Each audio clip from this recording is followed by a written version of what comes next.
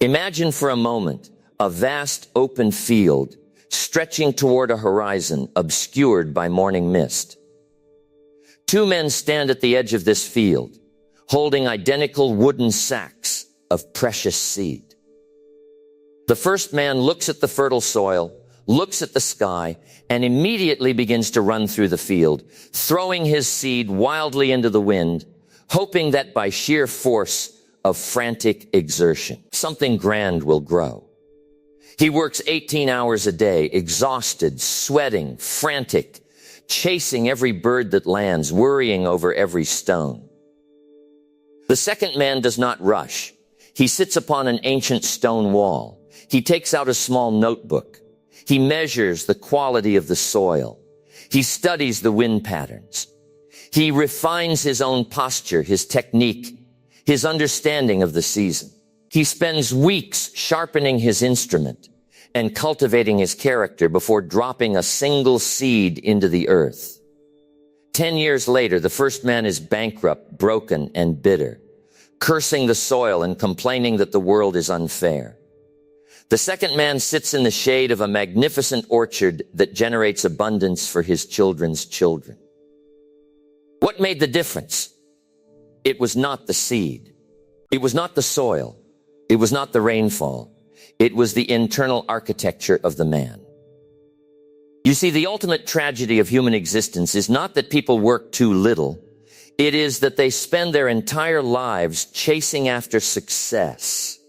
Entirely ignorant of the fundamental law of the universe, success is not something you pursue.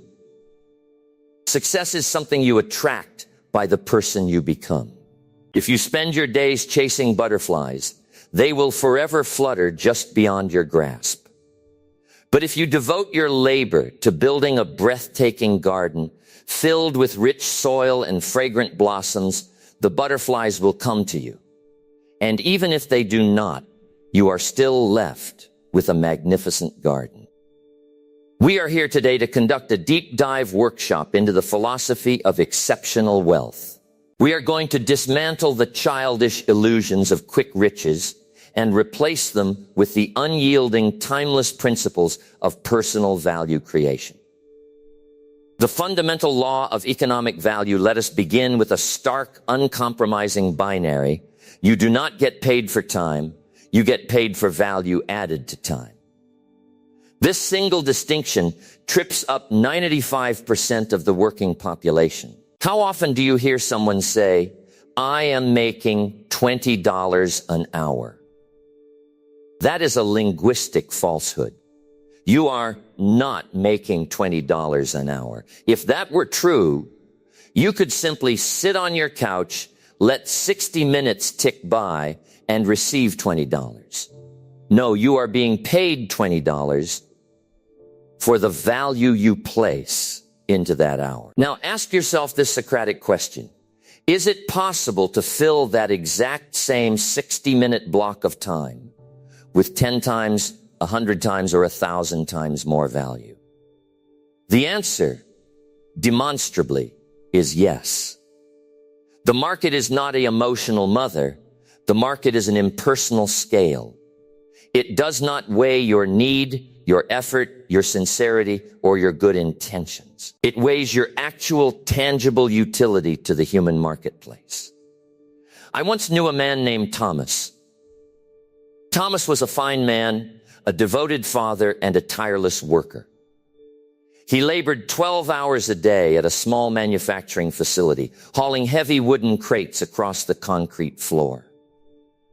He was always the first to arrive and the last to leave. Yet, year after year, Thomas struggled to keep the heat on in his home during the winter. He came to me one evening, his hands calloused and swollen, his eyes heavy with exhaustion, and he said, I am working as hard as a human being can possibly work. Why am I not building wealth? I looked at Thomas with deep compassion, but I owed him the truth, not a comforting lie. I said, Thomas, you are working hard on your job, but you are not working hard on yourself. The physical labor of moving a box from one side of a room to another is a skill that can be mastered by almost any able-bodied person in 20 minutes. Because the supply of people who can perform that task is vast. The economic value of that task is inherently capped. You are giving the market sweat, but the market does not reward sweat. It rewards rare, refined capability. Thomas went home that night in deep reflection.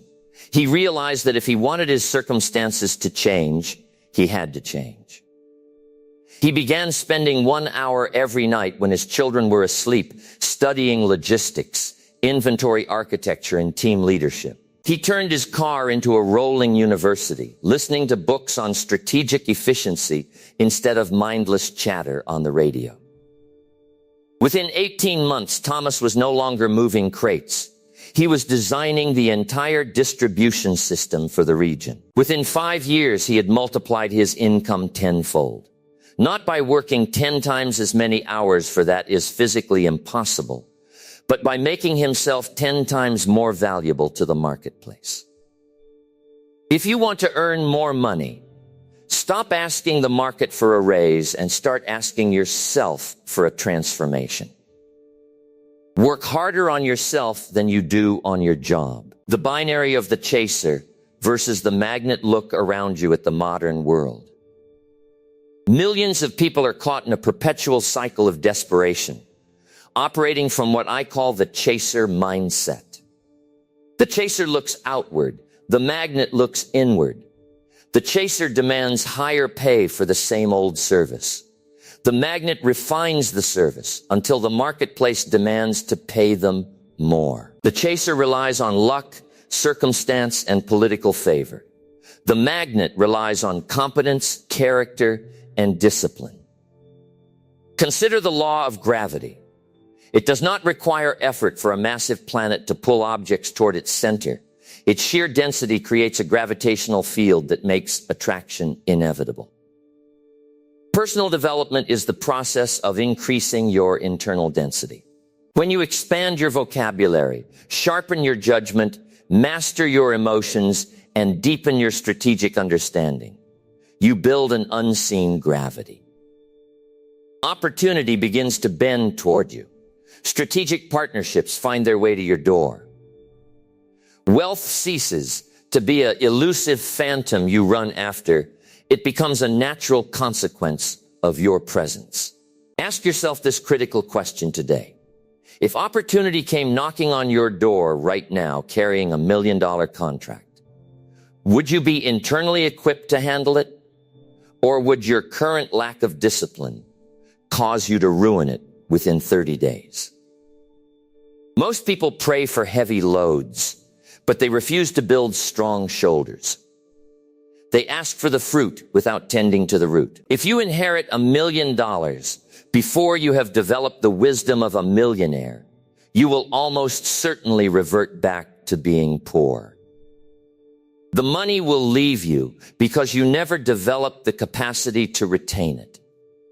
But if you become a millionaire in your mind, your character, and your habits, you could lose every dime tomorrow in a financial collapse. And by next Tuesday, you would already be on your way to rebuilding your empire. The 4 engines of personal value to transition from a chaser to a magnet. You must systematically build what I call the 4 engines of personal value. These are not abstract theories. They are concrete, actionable pillars. Number 1, the engine of philosophy, your personal philosophy, is the sail on your ship.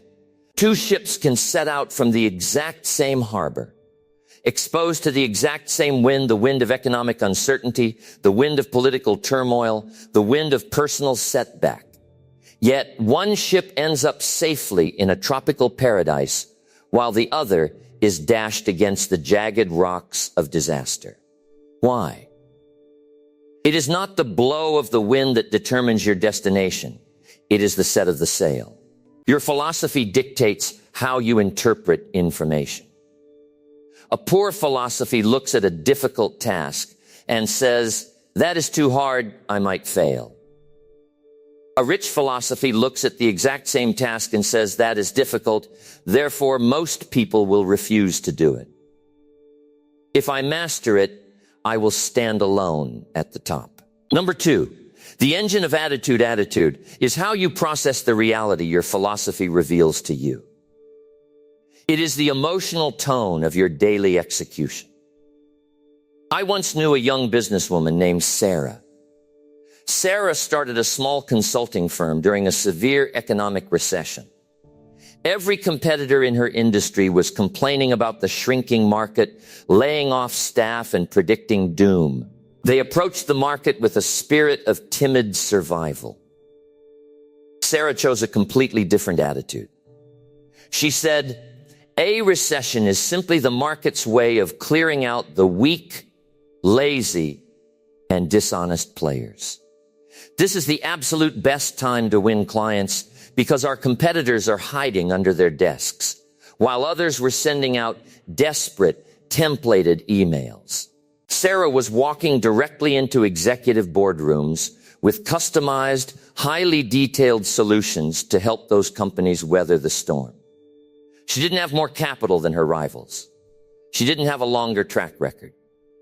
But her attitude was radiating an unshakable confidence, grounded in rigorous preparation. Within 2 years, while her competitors were shutting their doors, Sarah's firm was handling the largest corporate accounts in the state. Attitude is not empty optimism. It is not smiling while your boat is sinking. It is the resolute, quiet conviction that you are the master of your fate, no matter how fierce the tempest. Number 3, the engine of activity, a brilliant philosophy, and an inspiring attitude are completely useless if they are not converted into labor. Notice I did not say frantic activity. I said structured, intentional activity. You must learn to classify your daily actions with brutal honesty. Are you spending 80% of your time on low-value chores because they feel safe and comfortable? Or are you stepping onto the battlefield of high-value execution every single morning? Number 4, the engine of results, you must measure your progress with cold, hard numbers. Do not deceive yourself with feelings. Check the ledger. Look at the balance sheet. Audit your calendar. The market keeps score.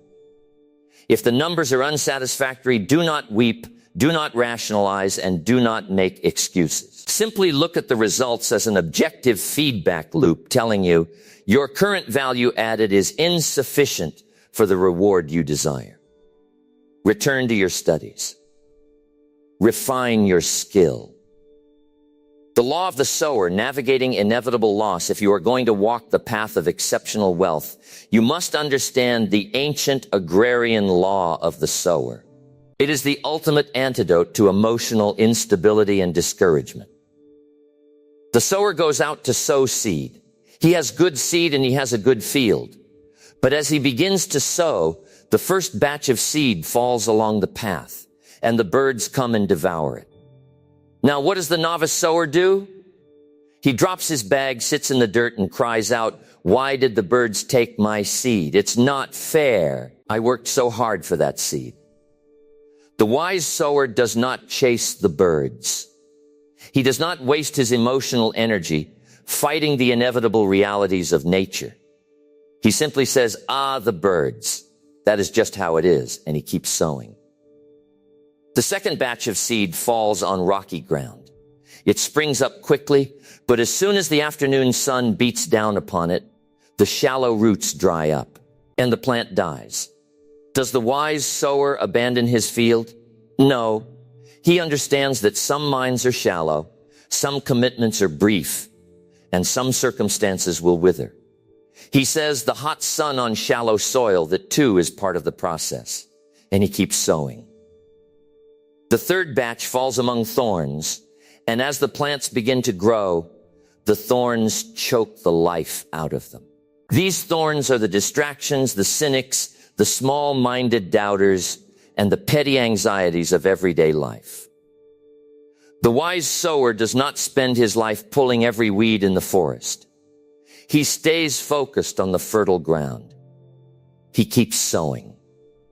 Finally, the remaining seed falls on good soil. And look at the harvest. Some yields 30-fold, some 60-fold, and some 100-fold. Notice this truth carefully. The 100-fold harvest was more than enough to cover the loss to the birds, the rocks, and the thorns combined. When you attempt to build a business, launch a career, or master a new discipline, you will face birds. People will break promises. Clients will walk away. Market shifts will destroy months of effort. If you break down crying every time a bird lands on your field, you will never build anything of lasting value. Expect the birds, plan for the rocks, anticipate the thorns. Keep sowing your seed with disciplined consistency, for the good ground is coming, and its harvest will erase the memory of every lost seed. The daily architecture of transformation, how do you apply this philosophy starting today at this very hour? You do not need $1 million to start living like a man destined for exceptional wealth. You need a daily blueprint. I challenge you to implement 3 non-negotiable disciplines starting tomorrow morning. The 1-hour sacred study. Before you open your email, before you check social media, before you allow the noisy demands of the world to invade your mind, dedicate 60 minutes to deep, disciplined learning. Read classic literature, study high-level economics, analyze master-level strategy, or practice a complex, high-value skill. If you do this for 1 hour a day, in 3 years you will be an expert in your chosen field. The evening journal audit, before you sleep, open a clean sheet of paper. Write down what you did with your time.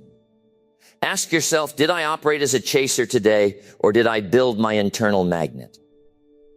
Did I work harder on my job, or did I work harder on myself? The elimination of micro-neglects, wealth is destroyed not by catastrophic mistakes, but by tiny daily neglects. Neglecting to make the phone call, neglecting to read the contract, neglecting to save the 10%, neglecting to refine the presentation.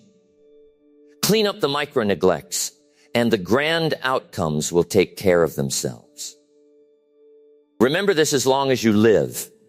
The ultimate reward of becoming a millionaire is not the paper money in your bank account, nor the luxury automobile in your driveway. The ultimate reward is who you had to become in terms of discipline, character, courage, clarity, and leadership in order to achieve it. The money can be taken from you, but the character you built will belong to you forever. Stand up straight, set your sail, stop chasing the butterflies, and begin building your garden today.